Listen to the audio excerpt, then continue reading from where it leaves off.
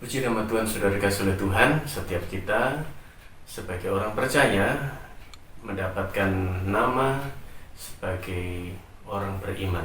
Berawal dari ketika seseorang menerima Yesus sebagai Tuhan dan Juru Selamat dalam Yohanes 1 ayat yang ke-12. Tetapi semua orang yang menerimanya diberinya kuasa supaya menjadi anak-anak Allah, yaitu mereka yang percaya dalam namanya. Jadi kita beriman. Iman itu merupakan karunia dari Tuhan. Kita percaya bahwa Dia adalah Tuhan dan Juru Selamat, membuat hidup kita memiliki status sebagai anak-anak Allah. Dan di dalam Wahyu pasal yang ketiga ayat yang ke-20, lihat aku berdiri di muka pintu dan mengetok. Mengapa? Dia ingin orang yang dituju membukakan pintu. Jikalau ada orang yang mendengar suaraku dan membukakan pintu, aku akan masuk mendapatkannya, dan aku makan bersama-sama dengan dia, dan ia bersama-sama dengan aku. Jadi Tuhan berinisiatif untuk mengetuk pribadi setiap orang, mengetuk pintu hati setiap orang. Karena apa?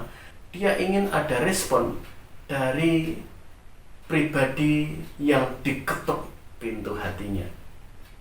Makanya dikatakan, jikalau ada orang yang mendengar suaraku dan membukakan pintu. Responnya adalah bukakan pintu. Itulah satu keadaan di mana saat itu seseorang membuka hatinya, menerima Dia sebagai Tuhan dan Juru Selamat. Ya, menerima Yesus.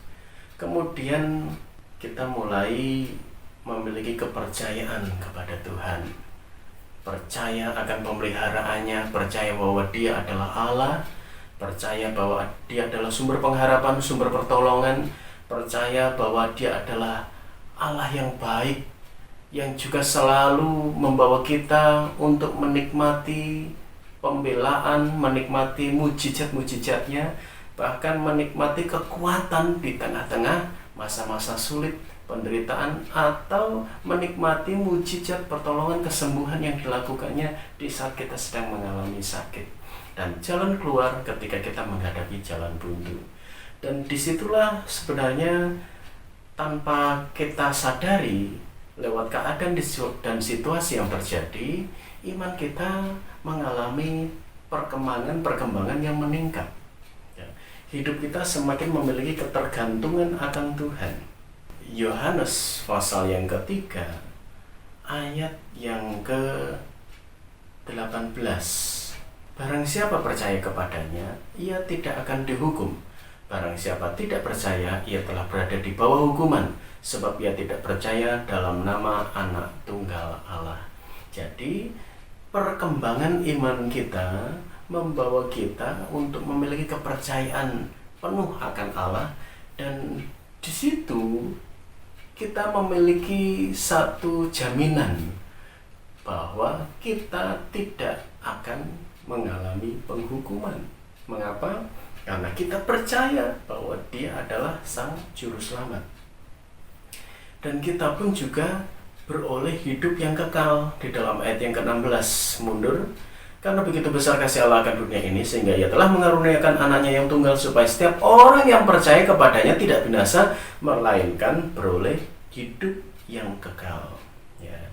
Di dalam Matius pasal yang ke-7 ayat yang ke-24,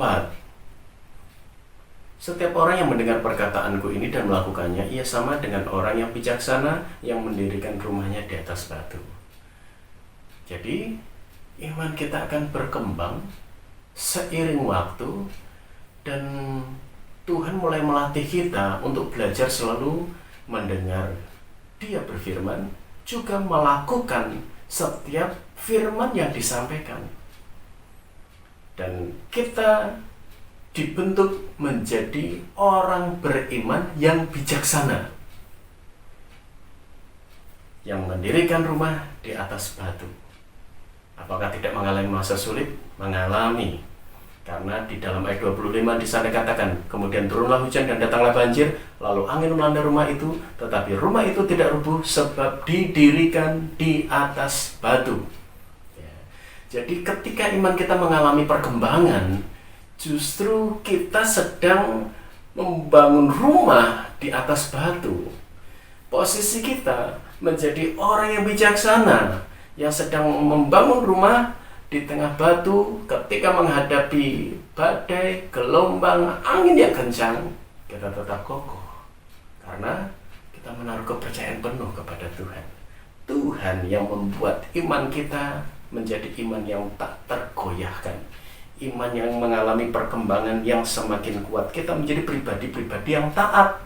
Ketika dia berbicara, berfirman, kita mau melakukan.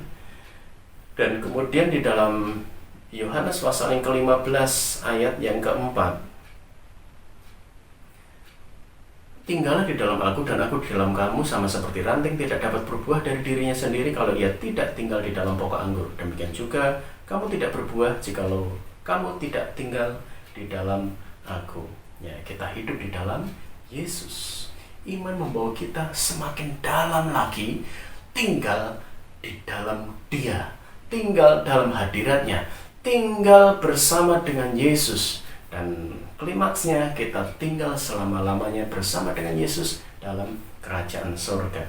Kolose pasal yang kedua ayat yang ke-7.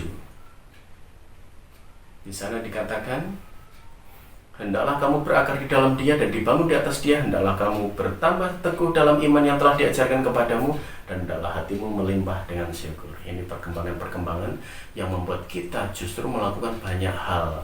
Berakar, dibangun, kemudian bertambah teguh, dan mulai penuh dengan ucapan syukur dalam hidup kita di dalam segala keadaan. Mau saudara bertumbuh? Mau saudara memiliki perkembangan iman? Izinkan Allah terus tinggal dalam hidup kita, memimpin kita, dan setiap kali Dia berfirman, lakukanlah. Kita satu dalam doa. Terima kasih Bapa di surga, kami percaya iman kami senantiasa dari hari ke hari bertumbuh di dalam Engkau. Engkau sedang memperkuat hidup kami supaya memiliki kualitas rohani, kualitas iman yang semakin kokoh kuat, tidak tergoyahkan. Teruslah Tuhan berkarya dan jangan pernah berhenti Tuhan. Jangan ambil Roh-Mu dalam hidup kami, karena Engkau adalah kekuatan dalam hidup kami. Terima kasih Bapa. Di dalam nama Tuhan Yesus Kristus kami sudah berdoa dan mengucap syukur. Haleluya. Amin.